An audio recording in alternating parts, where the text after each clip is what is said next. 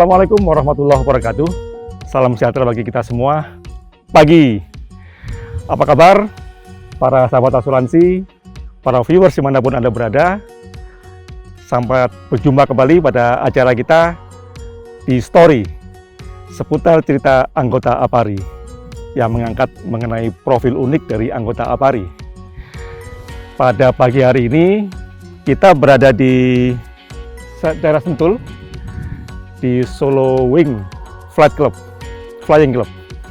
Jadi pada hari ini kita akan mencoba untuk mengangkat profil anggota kita yang mempunyai hobi trike dan hobi-hobi yang lain. Siapakah beliau? Beliau adalah anggota Dewan Kehormatan Profesi APARI, anggota Dewan Kehormatan APARIndo, dan juga Dewan Pengarah di Lembaga Sertifikasi Profesi Perasuransian Indonesia. Beliau adalah Pak Wunwun Mauludi atau Pak Wunwun Maulidi. Maulidi. Dari namanya aja sudah unik, ada 2 nama. Apalagi hobinya. Pengen tahu? Check it out.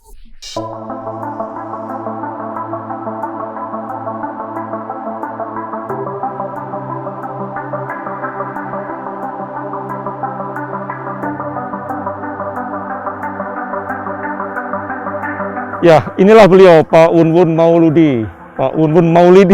Maulidi, KTP Maulidi. Oke. Jadi Pak Wunwun hari ini akan melaksanakan hobinya, Pak ya? Ya. Trike, ya. Pak, boleh cerita sebentar, Pak, kira-kira bagaimana sampai kemudian Bapak bisa aktif punya hobi trike ini, Pak? Itu tahun berapa? Tahun 78 saya mulai. Wow. 1978 waktu kuliah. Ada penerimaan masuk klub layang gantung atau gantolnya, saya ikut. Ya. Berlanjut, saya ikut PON, ikut Jurnas. Sampai ini akhirnya udah mulai tua ini, udah lebih dari 60, saya pakai mesin gitu. Oh iya. Gantolnya kan capek, jadi kalau pakai mesin kan lebih powerful gitu. Iya, iya. At anywhere kita bisa terbang gitu. Oke. Gitu. Oke. Baiklah, nanti kita ngobrol lebih lanjut lagi. Ya. Bapak terbang, kita akan lihat, Pak ya, seperti apa keseruan terbangnya Pak Wunwun ini. Baik. Oke.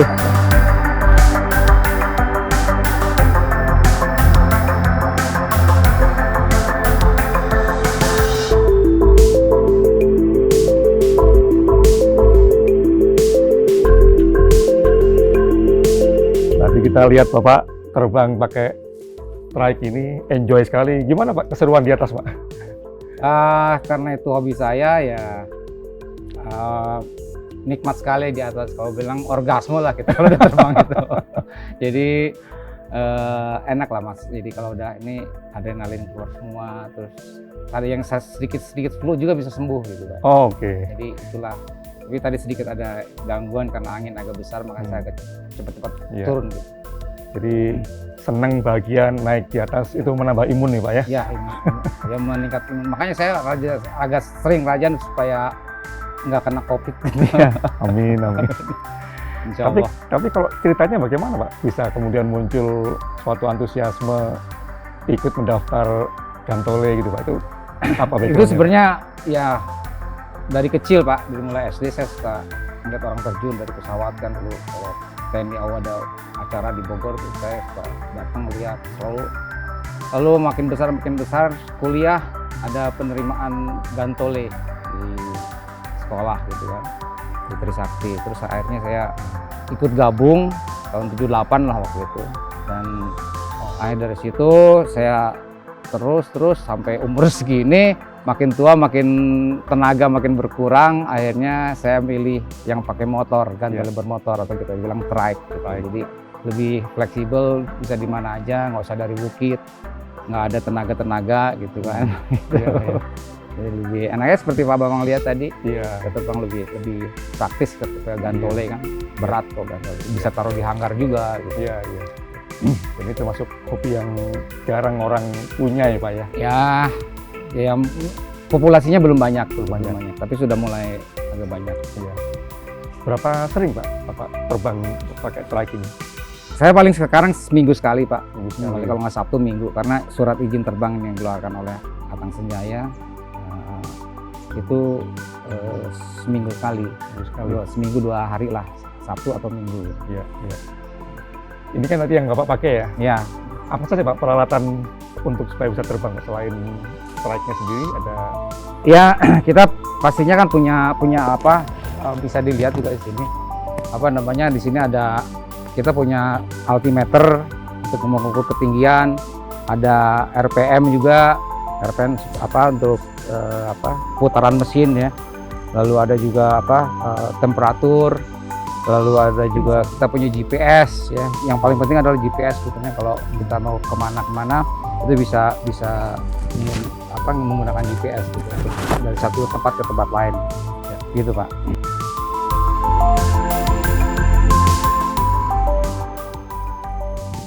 Kalau kami melihat tadi enjoy ya terbang, ingin merasakan terbang. Kalau ingin punya ini berapa Pak investasinya Pak? Iya, karena yang import ya, ini dari South Africa, yang dari Australia, itu rata-rata sekarang 350 sampai 400, ada yang sampai 500. Harga kijang lah kira-kira, mobil kijang lah kita kalau di kita. Jadi memang apa namanya cukup lumayan, tapi masih terjangkau lah. Iya. Orang Indonesia kan apa aja bisa kebeli gitu. Iya. Jadi para viewers tadi sebetulnya Pak Uun mengajak saya untuk ikutan tandem. Untungnya penumpang maksimal 60 kilo, jadi saya aman, nggak ikut Pak ya. Sebetulnya kalau di Lido saya berani Pak, kalau ini runway-nya ya? pendek. Iya. Oke. Iya. Pak menekuni hobi sekian lama dan jarang orang yang mempunyai hobi atau mungkin menekuni kegiatan ini. Tentunya Pak punya prestasi-prestasi Pak ya di tingkat nasional atau mungkin tingkat internasional dengan kegiatan ini. Ya sebetulnya sih nggak hebat-hebat amat prestasi saya, tapi setiap kejurnas PON gitu saya pasti dapat medali lah. Jadi di kejuaraan nasional juga pernah dapat medali emas gitu ya, kayak begitu. Tapi saya bukan termasuk orang yang betul-betul prestatif gitu kan. Saya lebih ke rekreatif gitu. Rekreatif. Saya senang-senang aja, saya juga enjoy saya, apalagi saya umur ini udah nggak ngejar prestasi lagi. Iya. Tapi waktu masih muda sih masih oke gitu. Jadi sambil berekreasi mendulang prestasi juga Pak ya. Ya lumayan lah. Jadi atlet ini Pak statusnya Pak. Iya, kita atlet. Kita kan di bawah FASI, Federasi Aerosport Indonesia. Iya, iya. Di bawah KONI, sehingga kita memang harus ada pertandingannya. Iya. Harus ada kejurnas, terus ikut PON dan lain-lain. Oke Pak, sehubungan dengan trike atau gantole ini, apa hal yang paling membuat Bapak merasa antusias, merasa paling seneng dengan hobi seperti itu Pak? Hal yang paling seru lah gitu ya. Kalau kita cross country ya, saya pernah ke Bali gitu, dari Lido ke Bali. Itu udah perjalanan itu kan selalu aja ada masalah gitu, ada turbulen, anginnya termalnya nggak ini, terutama kalau ada turbulen kan capek gitu. Begitu mendarat itu nikmat kali rasanya gitu. Jadi itu yang paling kita syukuri gitu. Iya. Dalam kesulitan kita alhamdulillah selamat. Iya. Itu yang paling yang ceritanya juga nggak habis-habis gitu. Apalagi kalau kita pernah awan yang gelap, terus udah nggak bisa keluar, tiba-tiba keluar dan bisa selamat, itu kita syukuri gitu. Itu yang paling mereka, dan itu bukannya kapok, malah pengen lagi gitu. Seberapa ketinggian kalau untuk trike atau gantole Pak? Sebetulnya trike itu bisa setinggi sampai kita ada oksigen. Jadi 8.000-9.000 feet kita masih bisa. Kan kalau oksigen tuh mulai tipis tuh di 5.000 meter di atas permukaan laut. Nah itu kira-kira kalau ini baru 15 ribuan lah gitu. Tapi kita kan dingin gitu kan. Iya. Rata-rata kita terbang 3.000-4.000 feet lah. Itu udah cukup aman untuk kita. Tapi tadi kayaknya pendek Pak ya? Tadi pendek, tadi paling hanya 1.000 feet, 300 meter lah. 300 meter di atas permukaan laut. Karena di sini nggak boleh terlalu tinggi, kita harus minta izin ke Atang kalau terlalu tinggi. Karena ada jalur pesawat kan. Iya. Oke. Pak, sharing dong pengalaman yang paling seru, yang paling mungkin membuat Bapak nggak pernah melupakan lah. Seperti misalnya tadi ada info pernah mendarat di Senayan atau yang lain nih Pak. Ya itu yang saya pernah nggak bisa lupa gitu. Walaupun saya dulu udah nggak pernah tahu ya lapangan golf itu gimana atau driving range itu apa. Dulu ceritanya saya ditantang dulu saya latihannya di Pondok Cabe kan, ditantang sama teman-teman saya di Trisakti. Wun, berani lu nggak ke kampus ya, di Grogol kan waktu itu. Nah, dia bilang ya berani lah, kenapa takut gitu kan. Terus akhirnya pas saya terbang, saya nggak bilang sama teman saya terbang dari Pondok Cabe. Dulu kan itu tahun 82 sorry, 82. Jadi nggak ada sama sekali peralatan seperti ini, dan pesawatnya juga sangat simpel, baru gantolnya pakai motor, belum ada, sangat simpel dan single seater gitu, nggak ada tempat duduknya.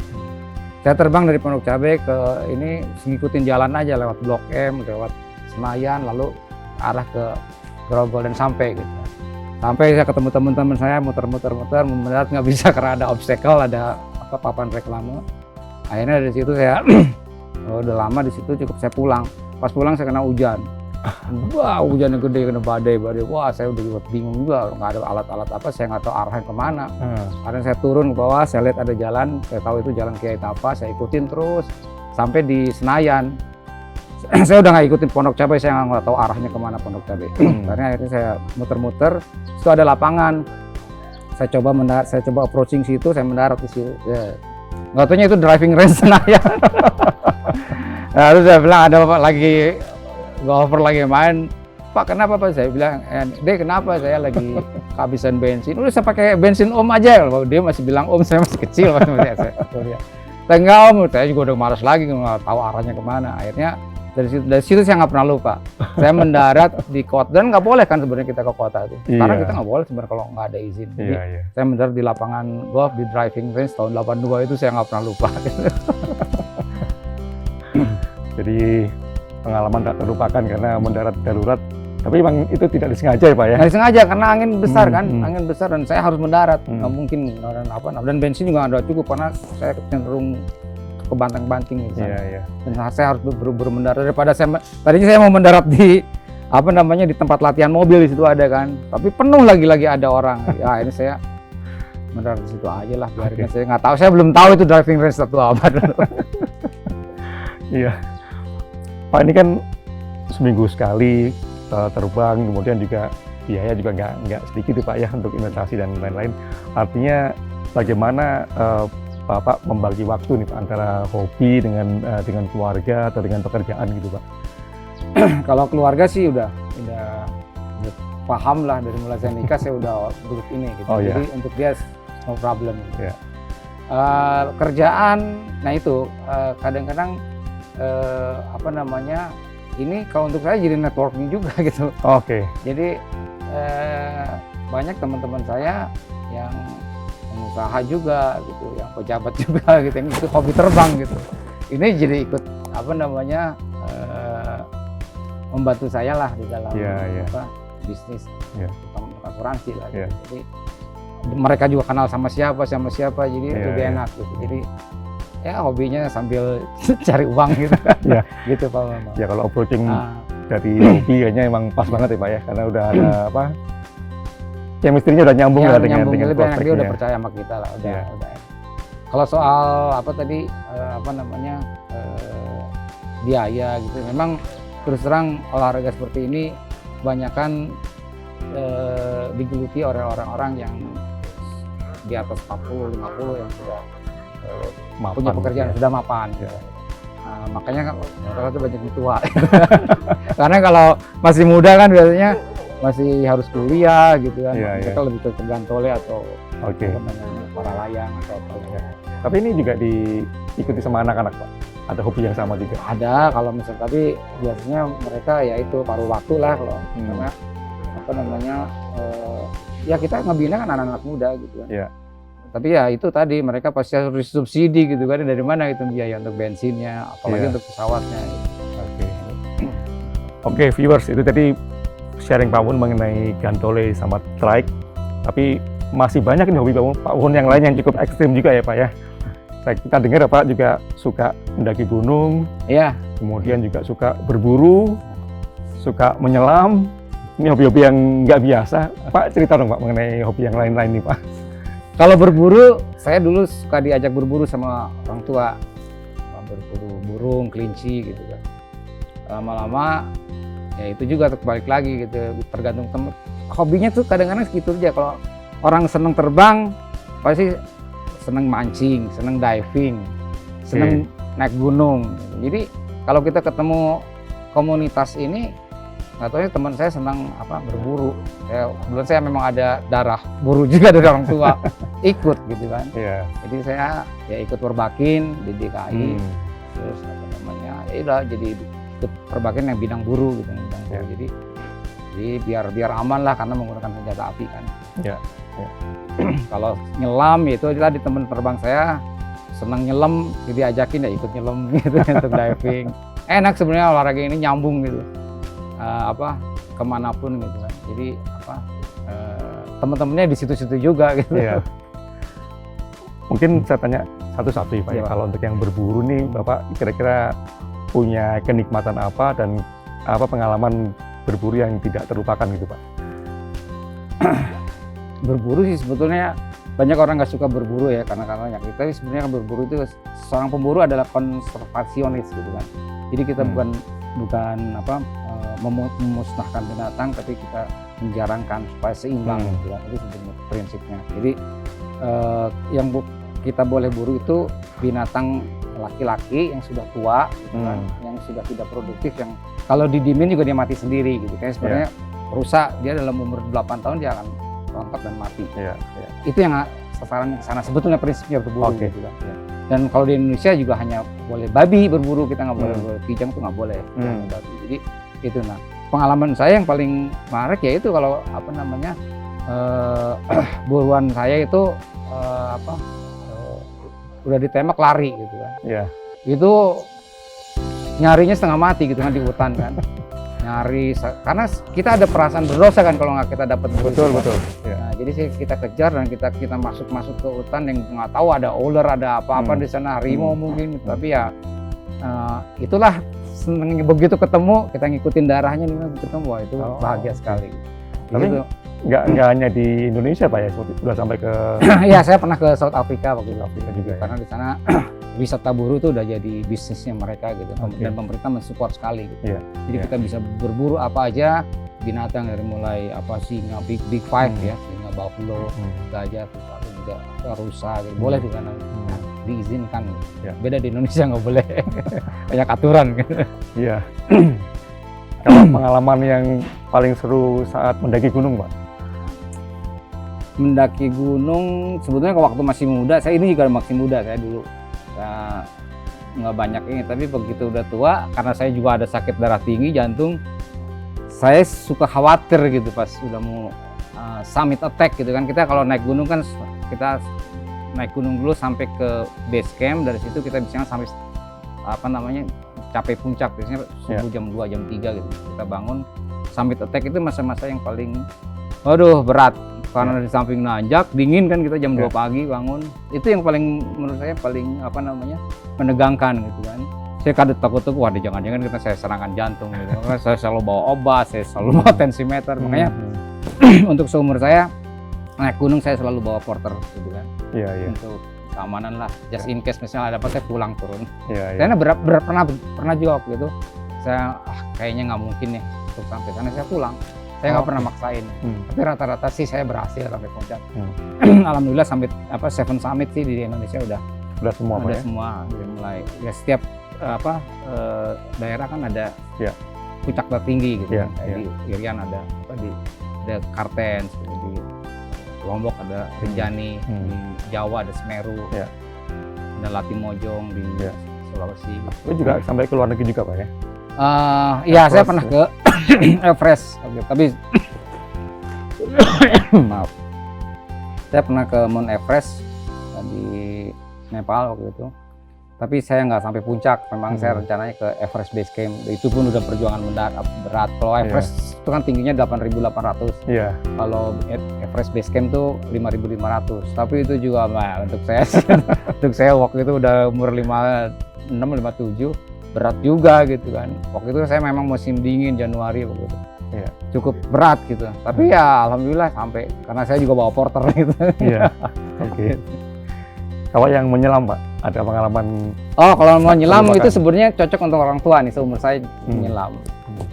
Menyelam itu apa namanya, olahraga yang 2 kali lebih lambat lah daripada di permukaan. ya, Gerakan di air itu kan beda. Iya, Oh, itu iya. nikmat sekali gitu ngeliat di air. Walaupun di dalam air juga banyak arus gitu kan, arusnya luar biasa kerasnya.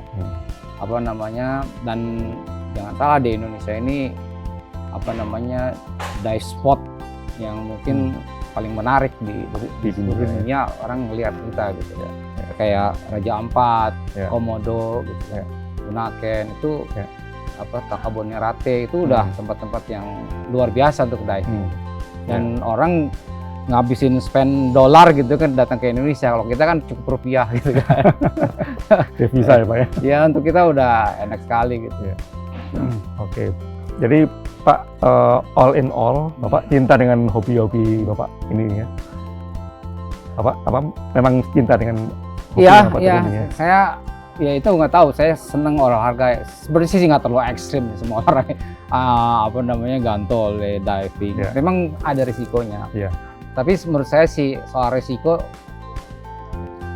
jogging aja kita bisa ketabrak maut. Iya. Naik sepeda banyak yang kecelakaan gitu kan. Iya, Jadi iya. menurut saya tergantung kitanya, dan kebanyakan accident itu karena human error. Iya. Terbang kalau kita nggak pre-flight check dengan baik itu bisa apa namanya, celaka gitu. Iya. Kayak misalnya kita ternyata propellernya ada yang patah, terbang nggak dicek.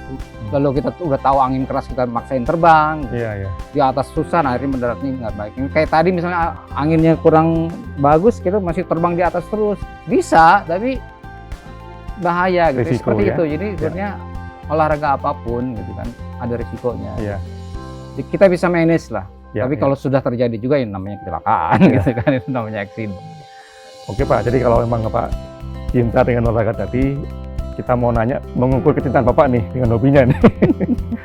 Menurut Bapak, hobi ini mendukung pekerjaan atau pekerjaan Bapak ini mendukung hobi Pak? Mana ya? Kalau menurut saya sebalik tuh malah. Kegiatan-kegiatan saya ini mendukung pekerjaan. Mendukung pekerjaan. Karena saya selama kuliah nggak ada tuh belajarannya gitu.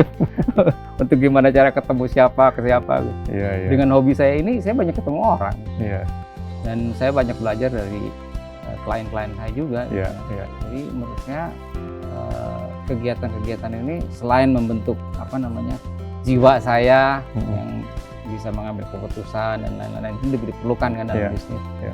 Saya juga punya teman-teman gitu kan. Network gitu ya. Nah, network Prospek itu datangnya dari situ Pak betul, betul. ya. Jadi, Jadi, nah dari situ kita balikin lagi, kita dapat uang dari situ ya untuk hobi kita. nah, gitu. jadi cycle nih Pak ya. Cycle gitu. Kalau enggak dari mana gitu kan, Iya. untuk beli bensin, beli macam-macam. Jadi bayar. dua-duanya Pak ya, hobi Betul. mendukung pekerjaan, pekerjaan juga mendukung hobi. Betul, Oke. betul. Oke, nah Pak, sekarang saya tanya, kalau misalkan tadi Pak sampaikan ya, berburu katakanlah di South Africa atau Iya. mungkin negara-negara yang itu kan butuh persiapan cukup panjang Pak ya, mengenai izin, mengenai jadwalnya dan lain-lain. Nah, kalau Bapak sudah mempunyai jadwal seperti itu Pak, dengan teman-teman sudah diplot jauh-jauh hari, sudah bayar juga buat pesawat dan lain-lain. Iya. Menjelang berangkat ternyata ada undangan tender nih Pak, kerjaan Pak, yang kayaknya cukup besar dan Bapak juga harus menangani langsung gitu. Bapak pilih yang mana ya Pak ya? Saya pilih kerjaan, Pak. Tetap kerjaan. Kerjaan. Biar gimana itu yang utama gitu kan. Iya, Kalau hobi kan bisa kapan aja lagi. Gitu. oke. Saya itu apa, nggak sulit untuk saya. Apa Iya. namanya, ada apapun kerjaan karena menyangkut integritas kan, Iya. menyangkut reputasi. Jadi saya harus pulang dan ya, apa namanya, kan kita orang asuransi, hotel itu kan bisa dibalikin, bisa dibalikin lah. Misalnya ada kita masuk ke travel Oke. insurance gitu. Oke. Walaupun ya beberapa pasti rugi lah, tapi ketimbang kita kehilangan klien kita Oke. gitu, atau kehilangan kesempatan untuk dapat bisnis. Iya. Tapi saya nggak pernah sih, jarang sekali nemu kayak gitu karena Ya, saya udah atur jadwalnya gitu. Iya. Nanti kalau saya nggak ada siapa yang kerjain. Iya, Jadi iya. kecil kemungkinan Iya. jadi kayak gitu. Kecuali sakit, sakit ya saya pulang. Iya. Saya pernah juga gitu. kalau hal yang sama Pak tadi mau berburu udah paling jauh-jauh hari udah bayar juga. Ternyata ada saudara yang menikahkan anaknya, Pak Bun jadi ketua panitianya gitu Pak. Bapak pilih Wah, ini berat nih. Saya bilang saya nggak mau jadi ketua panitia karena saya ada acara. Kalau kayak gitu kan masih ada pilihan lain gitu kan. Kecuali kalau saya satu-satunya gitu kan. Tapi kalau masih pernikahan saya ketua panitia ya saya tidak bikin acara pada saat itu dong. Kalau itu sih mudahlah, nggak terlalu sulit. Tapi kan kalau misalnya nggak mungkin tiba-tiba saya udah ada janji di sini, udah jadi ketua panitia, saya bikin acara di sana. Kayaknya rasanya nggak mungkin. Jadi saya nggak pernah ketemu seperti itu. Mungkin pertanyaan terakhir, Pak. Ya, Bapak kan kita kenal sangat eksis di industri perasuransian, Pak ya. Hampir semua komunitas ada lah di APARI, di Dewan Kehormatan, di APARINDO pun juga sama Pak ya, di Dewan Kehormatan, di LPPI juga Dewan Pengarah gitu Pak. Pernah jadi ketua umum APARI juga ya Pak ya. Kalau diminta memilih Pak, memilih jadi ketua di asosiasi perasuransian atau pilih ketua di asosiasi hobi Pak? Ngejebak pertanyaan nih. Pertanyaan yang ngejebak nih. Saya sih di asosiasi hobi juga pernah jadi Kapoldirga ya, Microlight juga boleh. Beda Pak, beda